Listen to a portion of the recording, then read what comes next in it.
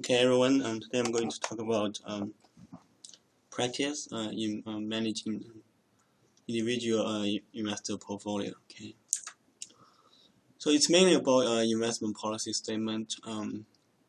It is an agreement that bound the investor and asset manager together. Okay, it's not necessarily just for individual investors. Institutional investors like pension funds, they also have an investment policy statement.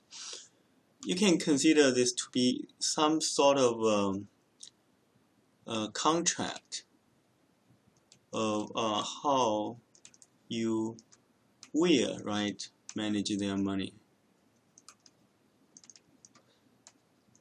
We all know that market is unpredictable and very hard to make money, right? So a lot of times we just lay out those ahead of time and tell them we will do what when what happens, right? We will rebalance every quarter. We will not liquidate when the market is down like 30%. And this is a contract you will communicate. Okay, you will talk to your clients about it. Okay? It's very important you have clear communication. You don't want to take those clients that would be unreasonable, right? They want to get like 100% every year. There's no way, right? Unless you want to do something really crazy, but a lot of time you will lose 100%. So it's very important, okay, the investment policy statement. It will cover the variety of individual circumstances, including source of wealth, measure of perceived wealth versus needs, stage of life, risk tolerance, return objective. It is important to consider how they accumulate their wealth. A lot of advisors will work with clients with relatively large amount of wealth, right? So if someone has only $10,000 in their checking account, it's probably not financially reasonable for you to work with that kind of client, because you are going to not make enough money to cover your daily spending or expenditure, right? So you need to know where they accumulated their money. A lot of them were through business activities, right? Those people, they will tell you stories, right? How can they get so much wealth in such a short time? And then you will always come to a conclusion that they took a lot of risk and they are the survivors. It may indicate an above average willingness to tolerate risk, okay? But be careful to look for statements or actions that confirm the assumption or might indicate otherwise. You need to know that business risk and investment risk could mean differently for those business owners, right? What does that really mean? It means that maybe they are really good at their business, however, they have no idea about investments, and then they can become very risk averse. Also, you need to consider what is their purpose, right? If they have a business on one side, they don't really liquidate the business, by the way. A lot of them will still run their business. And then that might be a good idea for you to communicate to them, right? Your business certainly is successful, but in the early stage it has high risk. Given that we are trying to diversify your portfolio, okay, maybe we can change the risk level a little bit in your investment so that it will balance, right? So all those are communications you need to make with clients.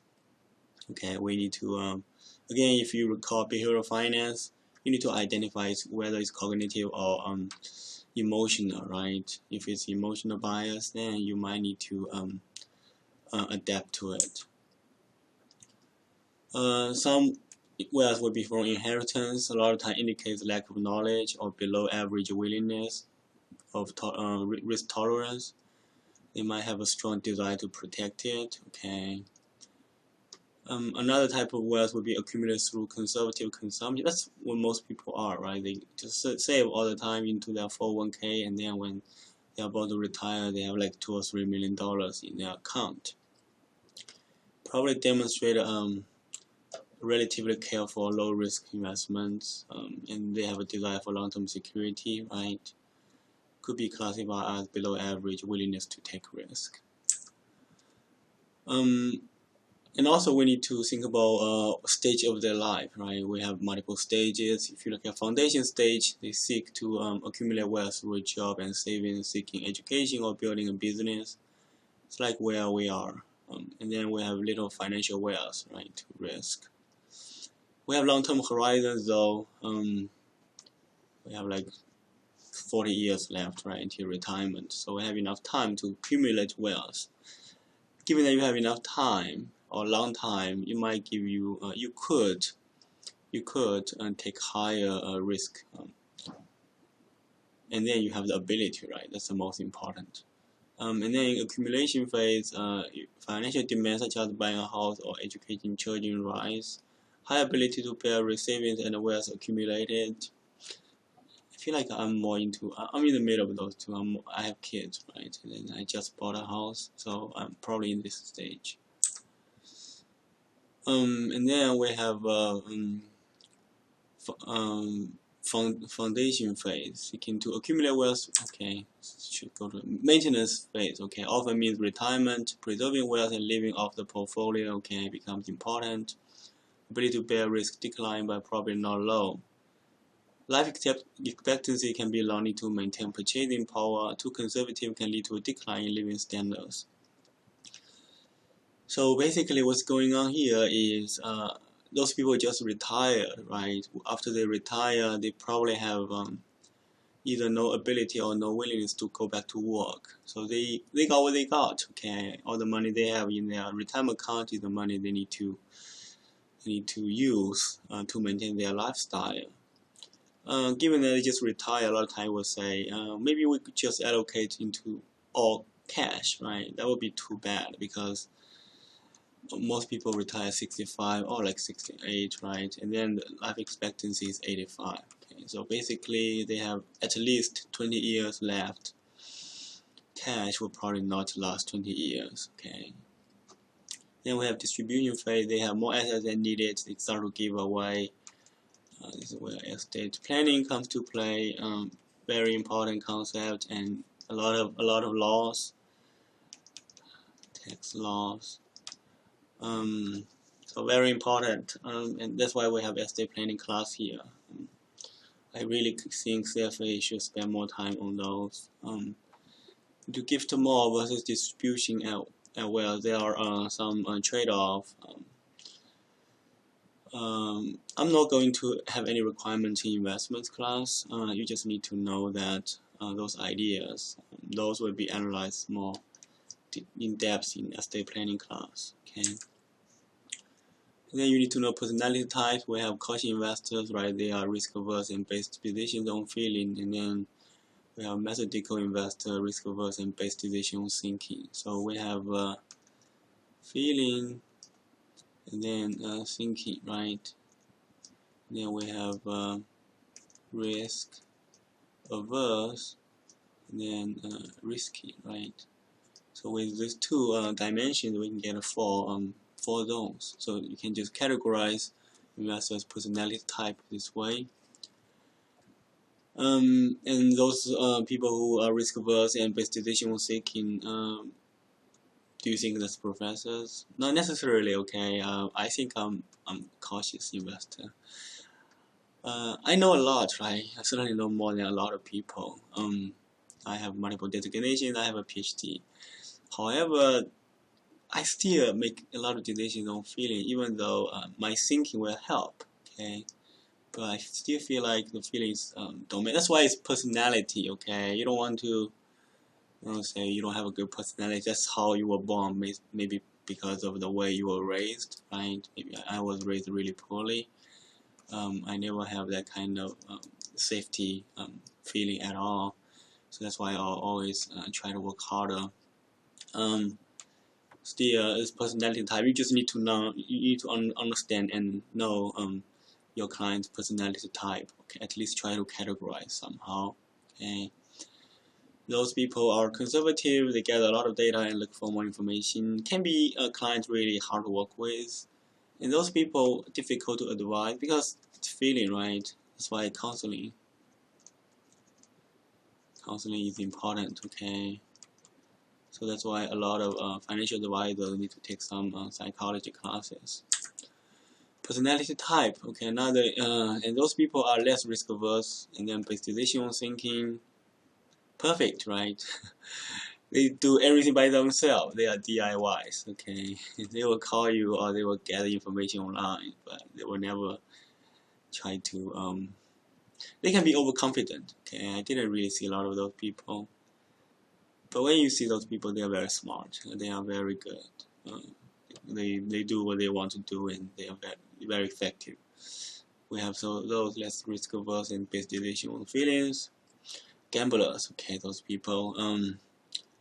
High portfolio turnover, chase fate, and continue want to do something hard to work with. Okay, so you can see that it's not an easy job, right? As a financial advisor, you need to be able to listen, and you need to be able to call it when you need to. Okay, so remember, not all clients are good fit for you. I'm not saying all clients are good. They only help.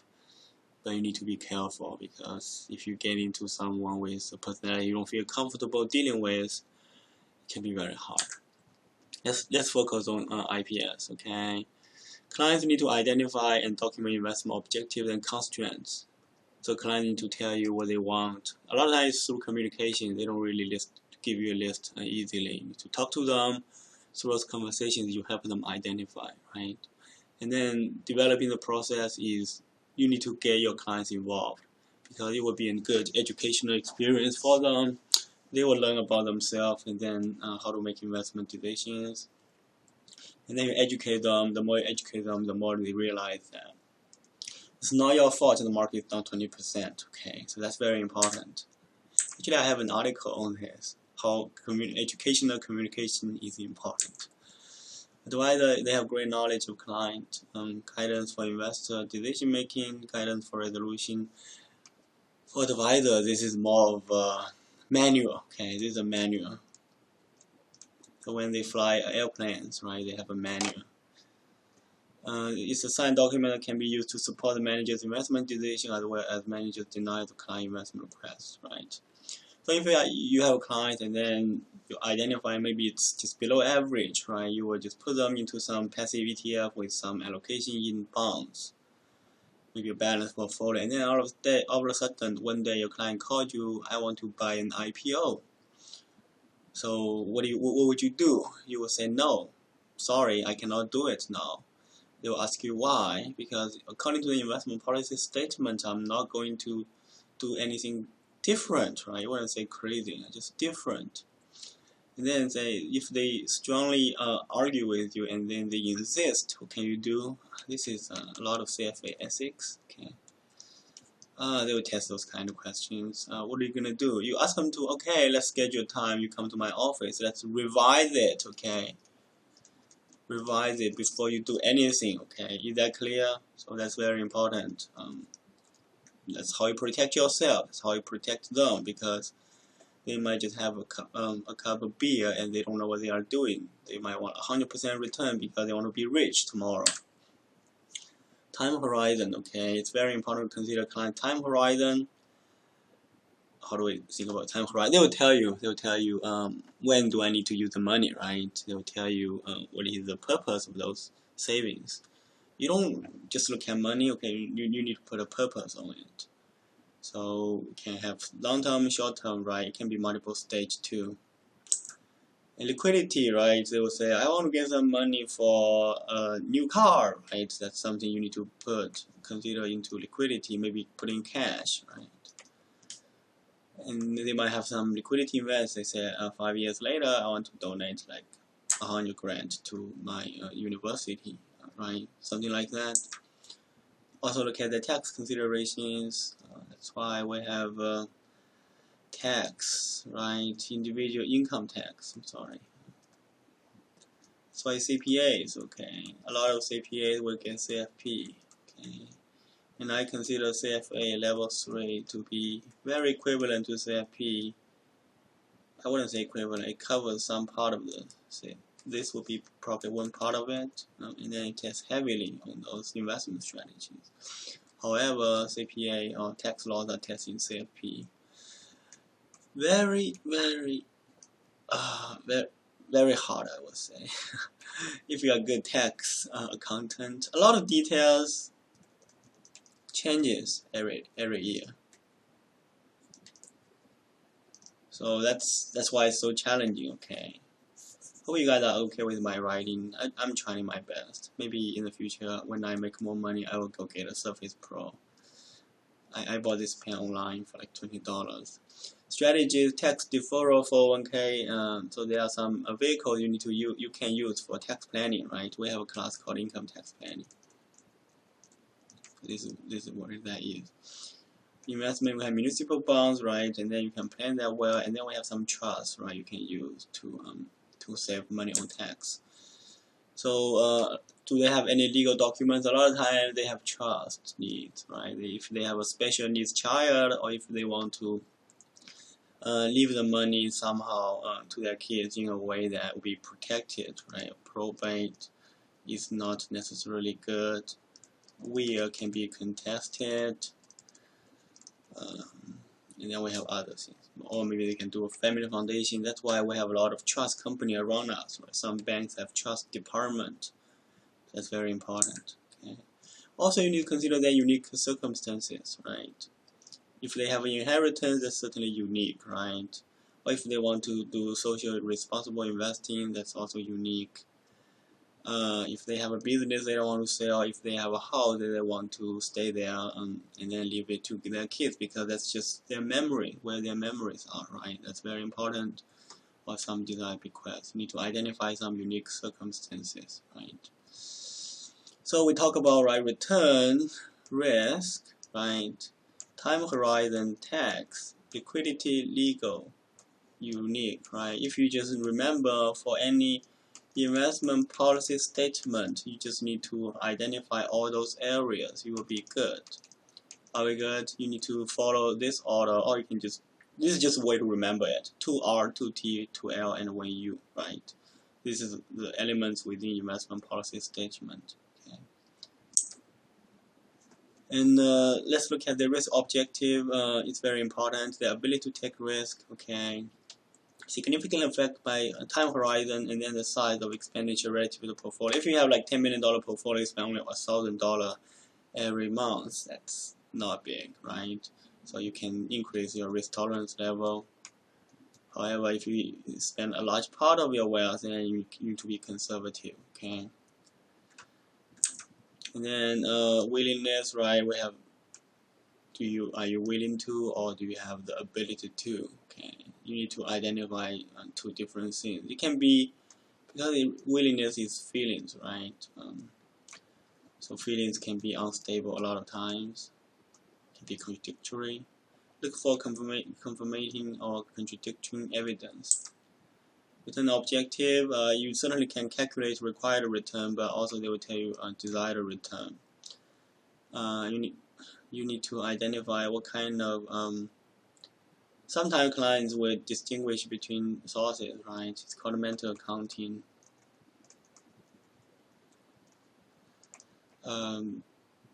You probably need to educate them. It's not necessary to consider it this way.